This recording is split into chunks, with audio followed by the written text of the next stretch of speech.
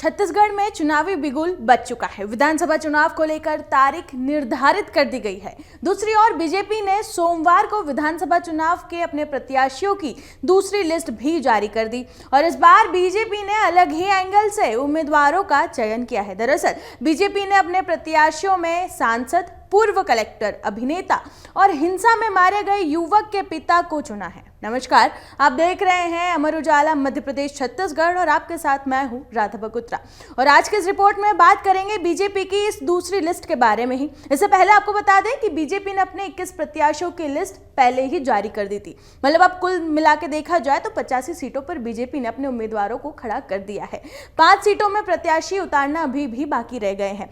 तो आइए एक नजर डालते हैं बीजेपी की दूसरी लिस्ट पर। तो इसमें 3 सांसद, 2 पूर्व कलेक्टर और 1 अभिनेता को टिकट दिया गया है, जिसमें सांसद रेणुका सिंह को भरतपुर सोनहत से, अरुण साव को लोरमी और पथलगांव से गोमती साय को उम्मीदवार बनाया गया है। तो वहीं ओपी चौधरी को रायगढ़ और नीलकंठ टेकाम को केशकाल विधानसभा से मौका दिया गया है। तो वहीं छत्तीसगढ़ी सिनेमा के सुपरस्टार और पद्मश्री अनुज शर्मा को धरसीवा विधानसभा से बीजेपी ने उतारा है। इसके साथ ही हाल ही में बीरनपुर हिंसा में मारे गए भुवनेश्वर साहू के पिता ईश्वर साहू को भी साजा विधानसभा सीट से दमदार प्रत्याशी के रूप में बीजेपी ने चुनावी मैदान में उतारा है।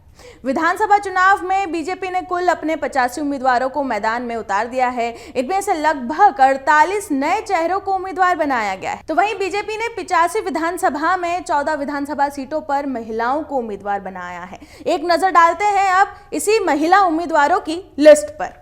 तो आपको बता दें कि बीजेपी ने भटगांव से लक्ष्मी राजवाड़े को जो है वो उम्मीदवार बनाया है। प्रतापपुर से शकुंतला सिंह पोठे को, सरायपाली से सरला कोसरिया को बीजेपी ने उम्मीदवार बनाया है। खल्लारी से लंका चंद्रकर को बीजेपी ने अपना उम्मीदवार बनाया है। खुज्जी से गीता घासी साहू को बीजेपी ने चुनावी मैदान में उतारा है। भरतपुर सोनहत से रेणुका सिंह को बीजेपी ने अपना उम्मीदवार बनाया है। सामरी की अगर हम बात करें तो यहां से उद्देश्वरी पेंकरा जो है वो बीजेपी की उम्मीदवार है। जशपुर से रायमुनि भगत जो है वो बीजेपी की उम्मीदवार है। पथलगांव से गोमती साय, लेलुंगा से सुनती सत्यानंद राठिया जो है वो बीजेपी की उम्मीदवार है। सारगढ़ से शिव कुमारी चौहान, चंद्रपुर से संयोगिता सिंह जुदेव जो है वो बीजेपी की उम्मीदवार है। वहीं बात करें अगर धमतरी से तो रंजन दीपेंद्र साहू को बीजेपी ने चुनावी मैदान में उतारा है।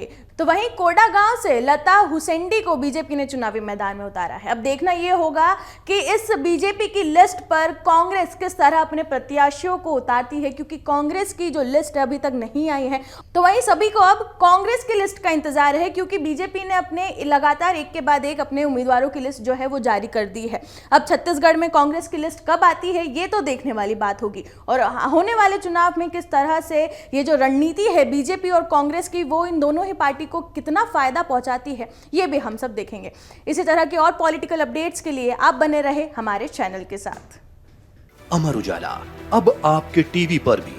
अपने स्मार्ट टीवी पर YouTube पर सर्च करें अमर उजाला, चैनल सब्सक्राइब करें और देखें ताजा खबरें, वो भी HD क्वालिटी में। और हाँ, बेल आइकन दबाना ना भूलें ताकि हर खबर हो आपके घर।